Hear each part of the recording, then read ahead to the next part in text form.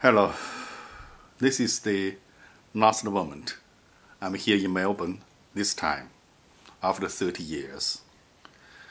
I have been to almost everywhere. Why I say almost? Because there was one place I did not go, that is Radio Australia.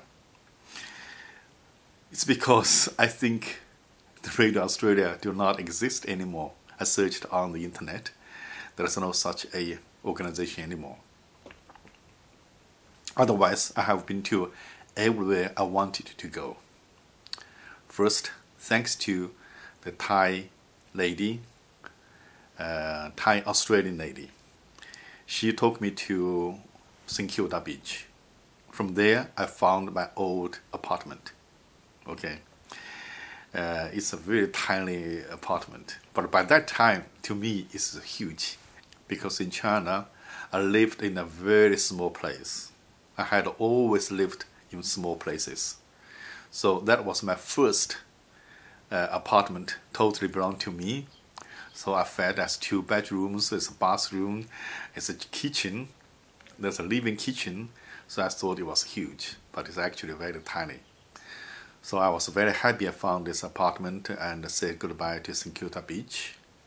And next day, really grateful to the new friend, Kim. Okay, he took me to Belgrave by his car, and I found the old house. The house I stayed the very first night here in Melbourne, over 30 years ago when I first came. Of course, Charlotte, Tom, and Kim Smith are no longer there. And then I came to Warburton. I found Jeff. Okay, I found Jeff. That is the best thing that happened to this trip. Otherwise, 17 days here in Melbourne after 30 years could be a little too long. Because I stayed here and met new friends here. We have things to do every day. So the whole time we spent are great, a very happy time here. And fruitful too, made lots of videos. Then I went back to see my old house at Box Hill North, and I found it same. In my mind, it was a huge house, It's a house with a big backyard, 3 bedrooms, So it has always been in my mind as a huge house.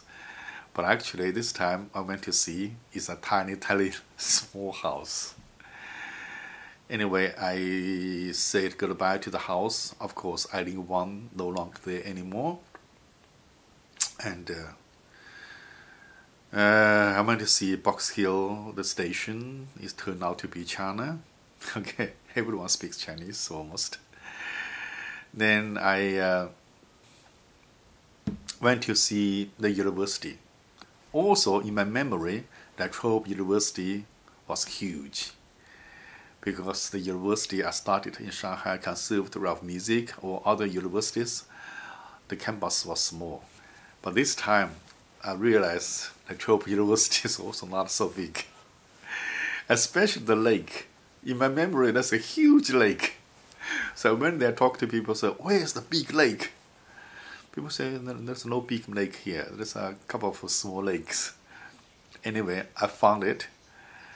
Is far smaller than what left in my mind. But I was so glad I found it. And I said something to Mariana, because that was a place we met. Okay.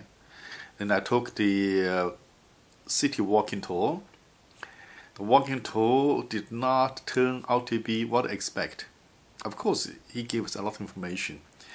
So I realized if you come to Melbourne, only for one day, you really have to pick up the right walking tour, because there are several walking tours. They focus on different aspects, so you need to find one that suits you. So this walking tour basically is this tourist guide, his name is Adam, shows things he thinks is interesting, he thinks is new, he thinks are worth showing to people. Not basic like a city tour introduced, Coron Street, Little Coron Street, Burke Street, or Swanston Street, or no, Flinders Street, or Elizabeth Street. The city thing is not. He mostly introduced things he thinks is valuable and is new to him. And I took the sightseeing bus tour too. As I mentioned in the tour, it was not for me because I'm kind of local, so I know Melbourne well. It's really purely I spent $30 to make the video for the viewers who are not able to come to Melbourne or who will come to Melbourne later, so they have the reference if they want to take the tour or not. Okay. So I have seen the city, I've seen everything, and meet people possibly I wanted to meet. And finally, there are a few people I really want to thank them. I really want to thank them for this chance to come to Melbourne. And of course, I'm not able to meet them, but I want to borrow this video opportunity to thank them. I hope someday some of them would watch my video. The very first one is Peter. Okay, Peter is actually the boyfriend of Ross. Ross is actually a pretty lady cleaning the house for Charlotte. So we first met when she came. She did not know someone is in the house, you know, and Charlotte forgot to tell her. So we both were surprised. I thought it was a burglar, and she thought I was a burglar. So, and Ross was a very pretty young lady, and she introduced me her boyfriend Peter. Peter is a very nice, very kind young man, and he was the first one who took me to the beach. I saw the beach, and he was diving. And actually, I regarded him as my first friend here in Melbourne. And later, he used his car to drive me things around, move my furniture from Charlotte Place to St. Kilda Beach, and moved the piano from a restaurant to St. Kilda Beach, that apartment, and moved the piano again to Takahashi Isko's new apartment, and moved all the furniture back to Charlotte Place. I remember the last time I offered him $20 for removing the furniture, but Charlotte House is very steep. The car stopped in the middle of the way, and they have to call some other car to pull it down or whatever, and it cost more than $20. I'm so sorry, Peter. Anyway, Peter, thank you so much. You've been so kind. The second person I want to thank is a gentleman, elderly gentleman. He's actually an Australian monk. He's a monk. By the time I knew him, I forgot how I got to know him. But I knew him, he was already like 70 years old. But even 70 years old, he had a very young lady friend. He called her lady friend. It's like 35 or something. Okay, he had a very charming young daughter. I think it's 19 years old, and he was very kind to me. And he drove me around, just show me Australia, as he said. He was actually the first one drove the car, show me around. I was very first days here in Melbourne and got all the culture shock. And I got all the culture shock. I got a very, very big, very, very bad headache. But still, he, showed me around. I remember very clearly, he took me to a restaurant, asking me, "Do you like a steak? Do you like a chicken?"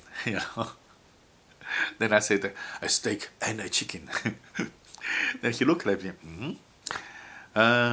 "So, do you want a steak first or chicken first?" Then I said, "Steak first." So he came up with a huge steak. I could not even finish. And after that, he with a sense of humor says, "Do you still want the chicken?" And he was the one actually introduced another lady, I think it's called the Timo or something, and organized the art painting exhibition. I made some money. I really thank this gentleman very, very much. If he's still alive, he should be like over 100 years old. So if you are still alive, I really wish you good health and live longer. longer than 100 years old. Okay. And another person I want to thank is his name is Darkness. Darkness, we're not really good friends, but he was a pianist. We met at La Trobe University and we played music together. And I also invited him for some parties with my friends, and he came. He was a very nice gentleman, not much words, but played piano beautifully. I thank Darkness, good mate. Okay. I also remember a couple. I don't remember how I got to know them. I don't remember. But this is a very nice couple, very kind. And they were even trying to fix me with a Australian young girl, okay? By let me and the young girl stay in their house when they were off holidays for 1 month. So she let me and the young lady stay together in their house for 1 month when they are away. They saw that this young boy, young girl in the same house, after 1 month, maybe they can be boyfriend, girlfriend, get married. So they are very kind, very kind. Of course, the young lady's name is Julia, and we have nothing in common, and we have no chemistry at all. Nothing happened. But anyway, I thank this very kind, thoughtful couple very, very much.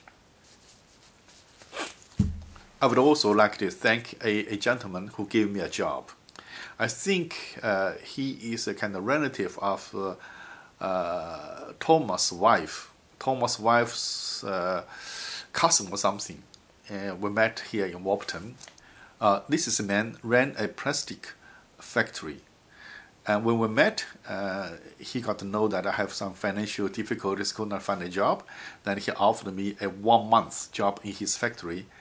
And then I worked as a worker here in Australia for 1 month. And that was the only worker's experience for me in 40 years, I should say. I have never worked in a factory in 40 years. But that was the only experience, and a good experience too. And I say sorry to my working mates in that factory because I behaved not very well in the factory. Of course, as a musician, how can I be a good worker? It's not possible. Okay, I apologize to my working mates. I especially would like to thank a gentleman from Malta, I think somewhere in Mediterranean. He is so kind. I also don't remember, I think we met in a concert or something, and he just offered to drive me around, meet me, and take me to many places. He even take me to the immigration, to talk to the immigration officer, says, you see, Daniel already speaks very good English, so he does not need to study English anymore. Why don't you just give him a residency visa instead of student visa? He was so naive, The immigration officer just laughed and says, oh, you're a very, very kind man. But, he came as a student and he has to stick as a student, status. Anyway, he also took me to his home.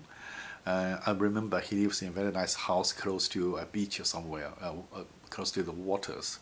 Anyway, this is a very, very kind man and only do good things for me and did not expect anything from me in return. Okay.